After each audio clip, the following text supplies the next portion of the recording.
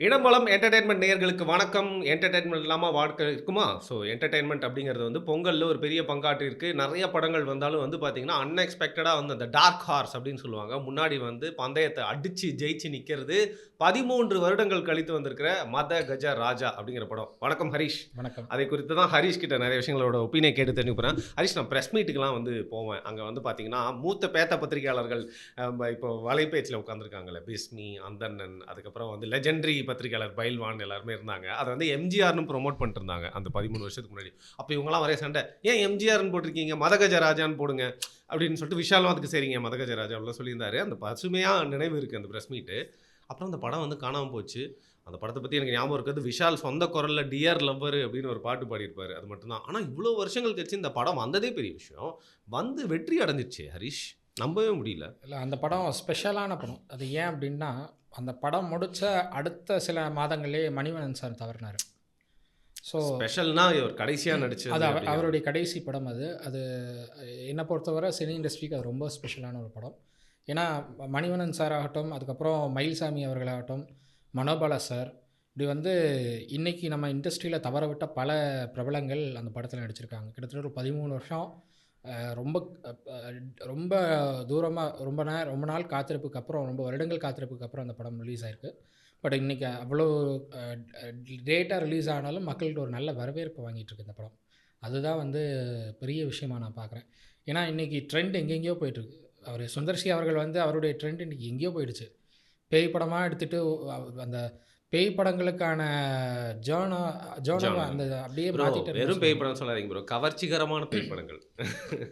கவர்ச்சிகரமான பேய் படங்கள் ஓகே. பட் வந்து ம். கவர்ச்சிகரமான பேய் படங்கள்னால அந்த அந்த சாங்ஸ் எல்லாம் குடுக்குறதுல அவருடைய அது ஒரு ஃபார்முலா இல்ல. ஆமா. கரெக்ட்டா எல்லாத்தையும் பண்றது அப்படிங்கிற அத மாரி. எல்லாமே அவருடைய ட்ரெண்ட் இன்னைக்கு அப்படியே மாத்திருக்காரு. அப்படியான ட்ரெண்ட் மாறுனதுக்கு அப்புறமும் இந்த படம் ரிலீஸ் ஆகுது அவருடைய இதில அப்படின்னா, அது ரொம்ப பெரிய விஷயம் அப்படின்னு தான் நான் சொல்லுவேன்.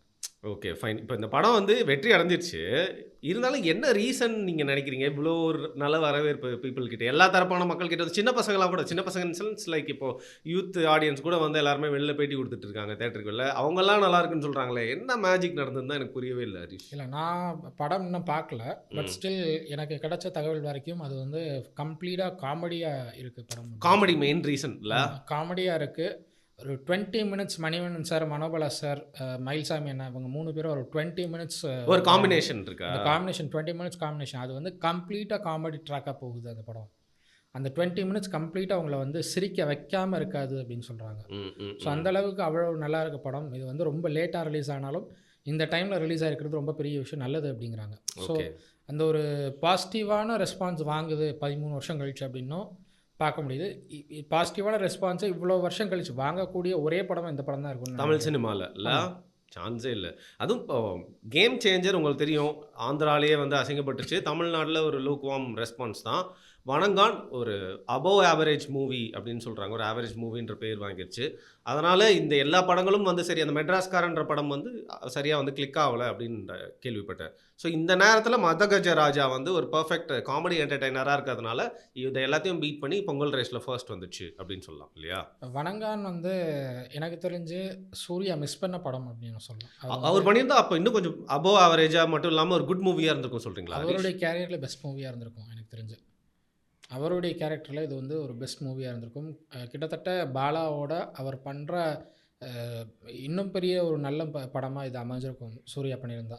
பட் அத மிஸ் பண்ணிட்டாரு. பட் ஸ்டில் எனக்கு தெரிஞ்சு அருண் விஜய்க்கு இது நல்லா செட் ஆயிருக்கு. ம், ம், ம். ரொம்ப எஃபோர்ட் போட்டு பண்ணியிருக்கிறதா பார்க்குறேன் நானு. அண்ட் பாலா சார் அவருடைய அந்த டைரக்ஷன அப்படியே அவருடைய அ இதில வந்து குடுக்கணும் அப்படிங்கிற அந்த சாரம் ஆமா. மாறாம. அத அப்படியே தான் குடுத்துருக்காரு.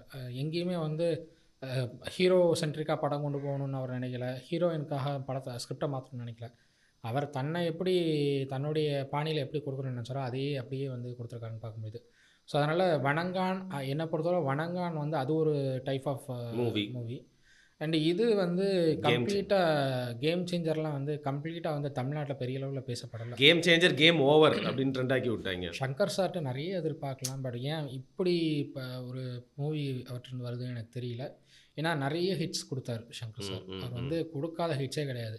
அவர் ஒரு படம் எடுக்கிறாரு அப்படின்னா பிரம்மாண்டமாக இயக்குறாருன்னு சொல்கிறாரு. ஷார்ட்டாக இருந்துச்சு ஒரு காலத்தில். அவர் ஆமா. படம்னா ஓடிரும்பா அவர் படம்னா வந்து 100 டேஸ் வரைக்கும் ஓடும் அப்படின்னு சொல்லுவாங்க. மினிமம் 50 டேஸாவது தேட்டரில் ஓடும் அப்படின்னு சொல்லுவாங்க. அதுக்காகவே வந்து தியேட்டர்ஸ் வந்து வேறு படத்துக்கு கொடுக்க மாட்டாங்க. பிளாக் பண்ணி வச்சுருப்பாங்க. ஆமாம். பட் இந்த கேம் சேஞ்சர் வந்து பெரிய அளவில் ஓடல.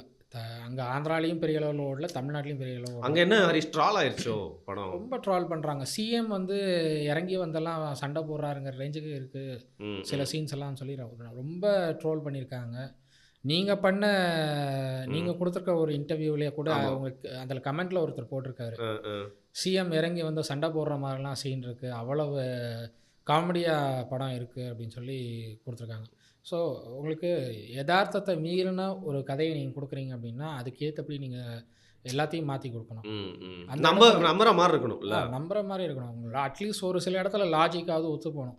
லாஜிக்கே ஒத்து போகாமல் யதார்த்தத்தை மீறின ஒரு கதையாக நீங்கள் படமாக எடுக்கிறீங்க அப்படின்னா அது ஏற்கப்படாது மக்கள்கிட்ட. அதுதான் வந்து கேம் சேஞ்சர் நான் பார்க்குறேன். ஓகே.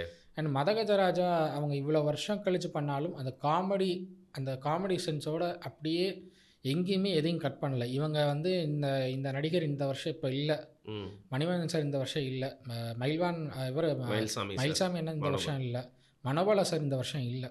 அதுக்காக அவங்க நடித்த போர்ஷன்ஸ் எல்லாம் எங்கேயுமே கட் பண்ணாமல் அப்படியே உள்ளதை உள்ளபடி அப்படியே எப்படிங்க ஏங்க அவங்கள ரொம்ப நாளுக்கு அப்புறம் பார்க்குறப்போ என்ன அவங்க உயிரோடு திருப்பி இருக்க மாதிரியான ஒரு ஃபீலிங் வந்து நான் 2 படங்கள் நான் பார்த்துருக்கேன். 2 படங்கள் நான் பார்த்ததில் ஒரு படம் வந்து மயில்சாமி நடித்த ஒரு படம்.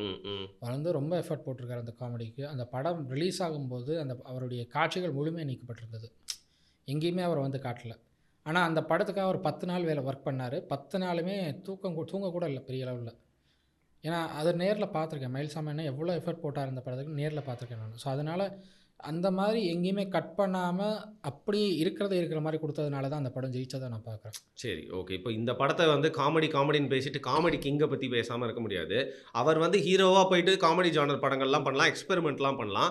ஆனால் யோகி பாபு, சூரி, அதுக்கப்புறம் நீங்கள் யாரை வேணால் சொல்லுங்கள், எவ்வளோ பேர் இன்றைக்கி காமெடியன்ஸாக இன்றைக்கி கரண்ட் ட்ரெண்டில் இருக்காங்க அப்படின்னா கூட வந்து பார்த்திங்கன்னா இன்றைக்கும் காமெடி கிங் சந்தானம் தானே ஹரிஷ். அது அந்த படத்தின் மூலயமா அது இன்னும் வெளிப்படுற மாதிரி தான் தெரியுது. காமெடி கிங்னு சொல்கிறத விட காமெடி சூப்பர் ஸ்டார் மாஸ். ஏன்னா அவருக்கு அப்படிப்பட்ட பேர் தான் வந்து அன்னைக்கு வந்து கொடுத்தாங்க. அவரே ஒரு மேடையில் சொல்கிறாரு, காமெடி சூப்பர் ஸ்டார்னு சொல்லிட்டு எனக்கு பட்டம் கொடுத்தாங்க. சூப்பர் ஸ்டார் அன்னைக்கு கேட்டார், நான் எந்திரன் படம் வந்தப்போ கேட்டார், நீங்கள் என்ன காமெடி சூப்பர் ஸ்டாரா அப்படின்னு கேட்டார். அப்படின்னு சொல்லி சொன்னதுக்கு ஆர்யாக்கு நான் அதுக்கப்புறம் ஃபோன் பண்ணி சொன்னேன், ஏன்டா இந்த வேலையெல்லாம் பார்க்குறேன்னு சொன்னேன். ஓகே, அவர் படத்தில் தான் ஸ்டார்டிங்கில். பட் அந்த காமெடி சூப்பர் ஸ்டாருங்கிற டைட்டில் எனக்கு வந்து ஆப்டாக பொருந்தும் அப்படின்னு தான் நினைக்கிறேன். ஏன்னா அந்த டைமிங்க்கு காமெடி கொடுக்குறதெல்லாம் வந்து மிஸ் பண்ணுறாங்க போல. இந்த படத்தை பார்த்துட்டு எல்லாம் யாயா சந்தானம் எங்கே போனீங்க, ஹீரோவாக போனீங்க அப்படின்னு சொல்லிட்டு. அவர் ஹீரோவாக எடுக்கிற சப்ஜெக்ட்ஸ் வந்து ஓகே, பட் வந்து அந்த சப்ஜெக்ட்டுக்கு அவர் பொருந்த மாட்டேங்கிறார் அப்படின்னு தான் நான் பார்க்குறேன். என்னங்க ஒரு 30 படம் தன்னாலேயே வந்து ஹிட் கொடுத்துருப்பாரா அந்த ஹீரோக்கு ஃப்ரெண்டாக? வந்து ஒரு 30 படம் கிட்ட அந்த காலகட்டத்தில் பீக்கில் ஹிட். அவர் அவர் வந்து ஹீரோக்கு ஃப்ரெண்டாக இருக்கிறத வச்சுக்கிட்டு தான் இன்றைக்கி ஒருத்தர் டெப்யூட்டி சிஎம்மா உட்காந்துருக்காரு. பார்த்தீங்களா, என்டர்டெயின்மெண்ட்டுக்குள்ளே அரசியல் கொண்டு வந்துட்டார் நம்மளால். யா ஸோ இப்போ காமெடி என்னதான் நம்ம சொன்னாலும் ஈகோன்னு சொல்ல மாட்டேன். சந்தானம் அவர்களை வந்து எவ்வளோ பேர் இந்த மாதிரி ரிக்வெஸ்ட் பண்ணாலும் அவர் இனிமேல் திருப்பி இந்த மாதிரி வந்து பண்ணுறதுக்கு சான்ஸே இல்லை, வாய்ப்பே இல்லைல்ல. எனக்கு தெரிஞ்சு பண்ணலாம். அவர் வந்து கொஞ்சம் யோசிச்சா நம்ம வந்து ஹீரோ சென்ட்ரிக்காக கொடுக்குறதோட காமெடியாகவும் நம்ம அதை கொண்டு போகலாம் அப்படின்னு அவர் நினச்சார் அப்படின்னா அவரால் பண்ண முடியும். வடிவேலு அவர்களும் அப்படி நினச்சா பண்ணலாம். வடிவேலு அவர்களுடைய கேரியர்லாம் இன்னும் முடியலை. அவருடைய கேரியர் இன்னுமே நிறைய எக்ஸ்ப்ளோர் பண்ணுறதுக்கு இருக்குது அவருக்கு.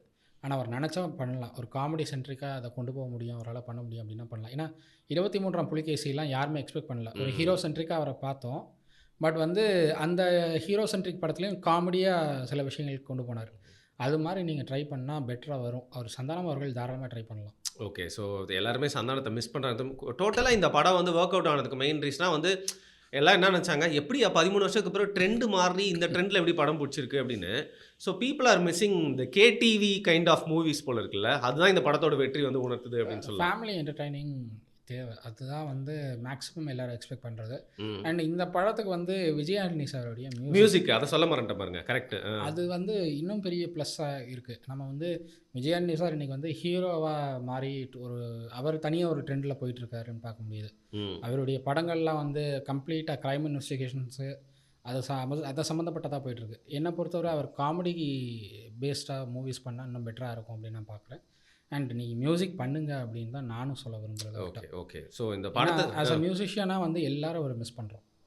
அவர் பண்ணாத படங்களுக்கு மியூசிக் பண்ணாத படங்கள் எல்லாம் வந்து அது அவரோட மியூசிக்கை தேடுறோம் நாங்கள் எல்லாருமே. ஏன்னா அந்த அளவுக்கு இருக்குது. அவ்வளோ படங்களுக்கு வந்து மியூசிக் போட்டு கொடுத்துருக்காரு. அவர் ம், பண்ண ம். படங்களில் பெரும்பாலான படங்கள் ஹிட் ஆயிருக்கு. அவர் பண்ண சீரியல்ஸ்க்கு வந்து மியூசிக் போட்டிருக்காருன்னா அந்த சீரியல்ஸ் எல்லாமே ஹிட் ஆயிருக்கு. ஸோ அவருடைய மியூசிக் ஜர்னியை மறுபடியும் வந்து ரீஸ்டார்ட் பண்ணணும் அப்படின்னு தான் நான் எக்ஸ்பெக்ட் ஓகே. பண்ணுறேன். கண்டிப்பா நீங்க ஹீரோவா நடிக்கலன்னா, அத யாருமே மிஸ் பண்ண மாட்டாங்க அப்படிங்கிறத வந்து இந்த நேரத்தில வந்து தெரிவிச்சுக்கிட்டு, கடைசியா ஒரு கேள்வி. இந்த படத்த தாண்டி இந்த படத்தோட ஹீரோவ பத்தி கேட்காம போவே முடியாதுங்க. ஹெச்எம்பிவின்னு ஒரு வைரஸ் வந்துச்சு. அதில அதுக்கு பக்கத்திலேயே வந்து பார்த்தீங்கன்னா, இந்த படத்தோட ஆடியோ லான்ச்சோ, பிரஸ் மீட் நடந்துச்சு. விஷால் வந்து பேசினார். கையெல்லாம் நடுங்குச்சு, உடம்பு சரியில்லாம கண்ணுலாம் தண்ணி. இந்த ஹெச்எம்பிவி வைரஸ் தான் விஷாலுக்கு வந்துருச்சுன்னு கிளப்பி விட்டாய்ங்க. அவர வச்சு வந்து பார்த்தீங்கன்னா, ஹெச்எம்பிவி வைரஸ் விஷால்னு வச்சு காந்தராஜ் வந்து ஒரு பேட்டியே குடுத்துட்டாரு. சரிங்களா? அப்படி இருக்கிறப்போ வந்து நேத்தி இந்த படத்தோட வெற்றி அடைஞ்சதுக்கப்புறமா வந்து விஷால் திருப்பி வெளில வராரு. பாருங்க நான் என் கை ஆடல கன்னு மாரி நிக்கிறேன்னு. கை லைட்டா ஆடுன மாரி தான் இருந்துச்சு. ஸோ பல பேர் வந்து மனசாட்சி இல்லாம நடிக்கிறாரு. விஷால் பப்ளிசிட்டி தேடுறாருன்னு சொல்லிட்டாங்க. என்னதாங்க நடக்குது? நீங்க அவர்கிட்ட வந்து தனிப்பட்ட முறையில பேசுற லெவலுக்கு டச்ல இருக்கக்கூடிய ஆள்னு எனக்கு தெரியும். தயவு செய்து இன்சைட் இன்ஃபர்மேஷன் எதா இருந்தா கொஞ்சம் சொல்லுங்க. இல்லை அவர் வந்து வைரல் ஃபீவரில் அஃபெக்ட் ஆனார். வைரல் ஃபீவர் உண்மதான் அது இல்ல? 4 நாளாக அவஸ்தைப்பட்டிருக்காரு அப்படின்னு ம், தான் ம். சொன்னாங்க. வைரல் ஃபீவரில் அஃபெக்ட் ஆயிருக்காரு.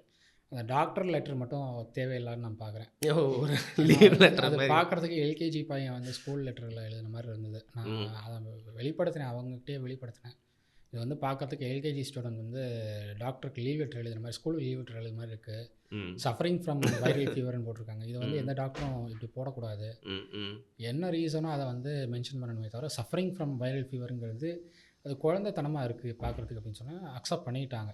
ம். பட் வந்து அவருக்கு வந்து உண்மையிலேயே வைரல் ஃபீவர், அவர் வைரல் ஃபீவரில் அஃபெக்ட் ஆகிறாரு. ரெக்கவர் ஆகிட்டுருக்காரு. இன்னும் முழுமையாக ரெக்கவர் ஆகலை, ரெக்கவர் ஆகிட்டுருக்காரு. அண்ட் அவருடைய கனவு அப்படின்னு பார்த்தீங்கன்னா, இந்த நடிகர் சங்கத்துக்கு கட்டடம் கட்டணும் அப்படிங்கிறது தான் அவருடைய கனவு.